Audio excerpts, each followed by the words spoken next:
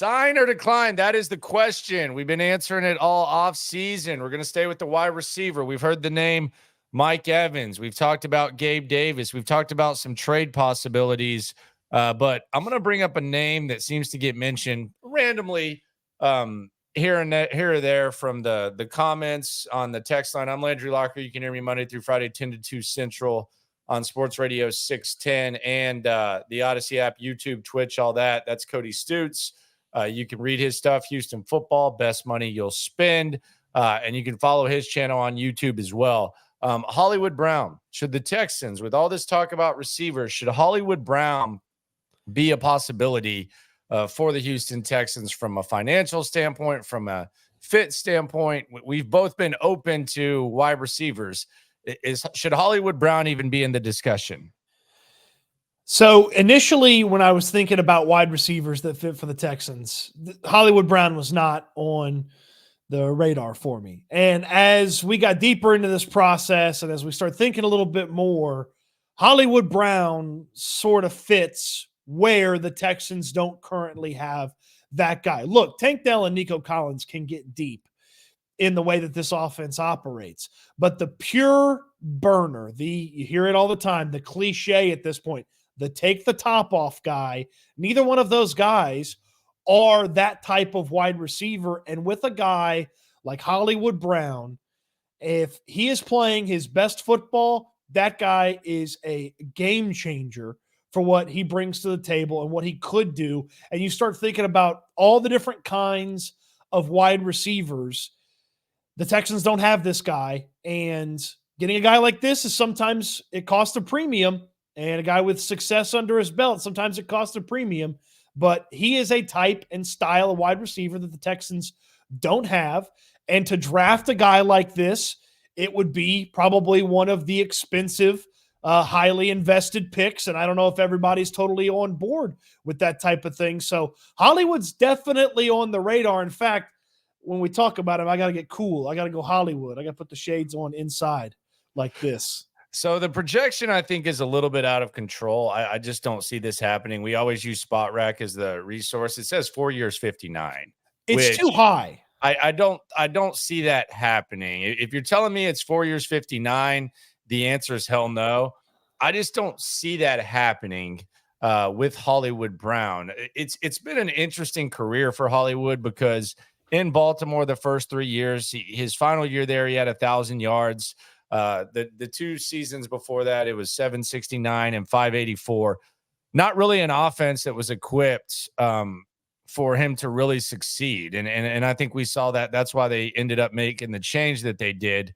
Arizona, they've been an absolute dumpster fire. 709 and 574 in the yardage, just 10.6, 11.3 yards per catch. If you look at Hollywood's numbers, they're not going to blow you away. You're going to wonder some stuff, but I do think there's a gray area there to where you can look past them. My thing with Hollywood, I don't think he's getting this projection. I just don't see any way that he's getting this projection. So I think the discussion is, if he's in the $10 million range, like 2 years, 20, something like that, would he be someone that you end up saying, okay, well, early on, we weren't going to go get him, but now it makes sense. I could see this being a Dalton Schultz situation where to make it make more sense, there's a heavy wide receiver draft, just like there was a heavy tight end last year. Yeah. Kind of a guy that you don't consider elite, but you think can help your football team. And hell, all these guys sign, and then the draft is coming up, and all of a sudden a guy like Hollywood Brown's falling in your lap for like 2 years, $20 million. And in that scenario, I could see it. Yeah. If we're talking about giving him like unrealized potential, Gabe Davis, $15 million a year type of money and stuff, my answer would be no. So his projection is so high because he just came off of his 5th-year option, which was $13 million, $13.4 million to be roughly exact there. So that's why the projection's so high. You kind of use that as a working point if you're the agent. Well, my guy just made $13 million a year. So he's got, that's got to be sort of the base for him. And there's an argument there. Look, the production in Arizona is not what it's supposed to be. He also didn't have his starting quarterback for a good portion of both of those seasons. So didn't have his starting quarterback in Kyler Murray. So the production's down a little bit. And I would be interested to see what Hollywood Brown looks like in an offense that is set up to produce to multiple wide receivers. And like, there's offenses that can take care of one guy and then it's more running the football or getting it to the tight end or throwing it to the backs. Like, this offense can service multiple pass catchers throughout the course of a stretch of games. Like, it's on any given Sunday who the guy is going to be. But I mean, we saw Tank Dell step up in some games. We saw Nico Collins step up in some games. We saw games where both of them were big time playmakers for this team. So now you start thinking about adding that other element. And again, this is a speed element and a traditional burner wide receiver that's not Tank Dell's style and that's not Nico Collins' style. And putting him into this Texans offense with Bobby Slowick, who could come up with some stuff for him. and you think about, I mean, I just think about Nico Collins and Hollywood standing next to each other on the right side of the offense, and Nico runs one of those deep ends, and that safety takes one step to Nico, and the next thing you know, Hollywood's behind him, and CJ is dialing that sucker up down the field for a bomb. Like, I can just see it. I can see it playing out at NRG Stadium. Like, it is something that I can visualize, and you can't always do that when you think about a free agent. I can visualize it with Hollywood Brown. I kind of feel like there's still a little bit of a feel, and I'm not separating myself from it. I have to kind of snap out of it. There's still kind of a little bit of a feel where you discuss the possibility of Hollywood Brown and you automatically think, well, him and Tank Dell are alike. Like, they're kind of, I don't think they're like the same. And if they are, I don't think that's like necessarily a problem if they do stuff similar. Tank Dell is a complete total receiver. He can do other things, but that's your home run threat. That's your guy. The case for me is I think that the market value is way off. I think this could be very similar to the Dalton Schultz situation, where you go through free agency. You decide, well, we don't want to, if you decide we don't want to sign Mike Evans, we don't want to pay that kind of bread. You address other things, you get your running back, you maybe get some other like bottom end receivers. And then you just look up and you see that this guy's available for a favorable type of deal, just because the way the market's set up. I think it's very similar. So that would be my case for you. You just mentioned how he fits in stylistically. I agree with that. I think the price, if he gets 15 million, more power to him. I would bet very strongly against that happening, a 4-year, $60 million deal. So my case is Dalton Schultz last year. I don't think it's going to be like their first option with Hollywood Brown, but I could see them revisiting it and saying, all right, this could work out for us.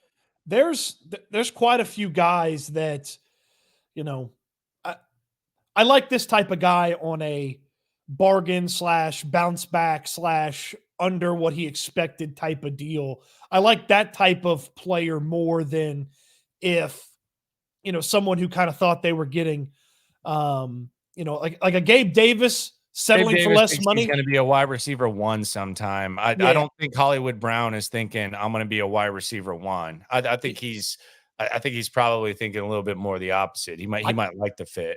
I got a hunch that he would like to get paid a decent amount of money and win some football games. I mean, he was on a team that was winning games, then he went to a team that couldn't win football games. And like, that's got to be not very fun. I know you're getting paid, but that's got to be not very fun. The case against it is the money.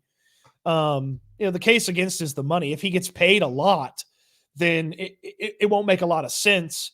Because again, in a year or even in this offseason, you've got to pay Nico Collins. And if you overpay someone at that position, then Collins has a really strong bargaining and negotiating tool to bring to the table. So I'm not interested in his current projection, but I think as you've laid out, I don't believe him to be getting close to that projection and what he ultimately gets. He's fairly durable. I mean, it's not like he's played every game, but he's played most of them. And so there's not a lot of worry there. I feel like he fits. And again, it's the money. That's the big case for me. And I don't think the personality is a bad one. No, he's a good kid. Yeah. There's a fit, and he'd be on in a culture Might and drive with a little fast team. sometimes, but he's a good kid. Yeah. Yeah, I mean, maybe it's the nickname. Maybe we got to go to H-Town Brown. Well, I mean, they said that a lot of people have accused CJ of potentially going Hollywood this offseason. Maybe the Texans can go Hollywood for CJ. The verdict of Hollywood Brown for me, I'm going to put a sideways thumb. I'm going to be gutless. I'm going to go sideways thumb. If the money is what Spot Rack has, then hell no. But I don't think that's going to be. And I think if the price is right after the offseason, I think this could be a good fit and something that Bobby Slowick could definitely work with. Would probably want to get a receiver that has some size. I don't necessarily know that Hollywood Brown would prevent you from perhaps still maybe drafting a receiver. But yeah, this could be a fit. And I know some people will say, well, what about a guy like Xavier Worthy on day 2, kind of Hollywood style? I could get down with that as well. But I think a guy who can take the top off of a defense like a Hollywood Brown or like a Xavier Worthy is something that this team could definitely use. And again, I'm with you on the Bob Barker, Drew Carey, Price is Right. Sign me up. So I'll go thumb sideways with you.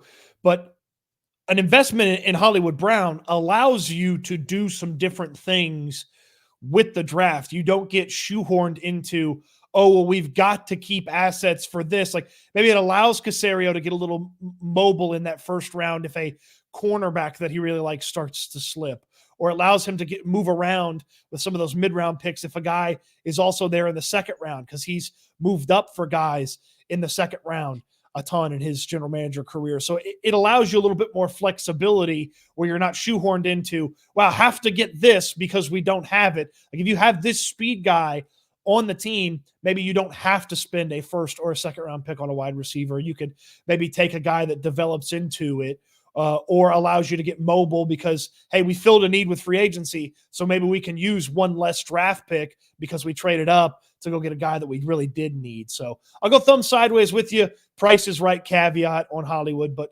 as it's projected, that's a big hell no. And he can stay Scottsdale Brown in that case. Damn, I might have talked myself into Xavier Worthy. I might be onto something else. Appreciate you, Stoots. Be sure to subscribe, like, ride along. It is the Locker Room. Listen to In the Loop Sports Radio 610, Monday through Friday, 10 to 2 Central, on the home of the Houston Texans, the show of records. So Hollywood Brown for the right price, perhaps for the $15 million a year. No, thank you. Appreciate you for coming through. This has been another edition of Sign or Decline with your boy Landry Locker.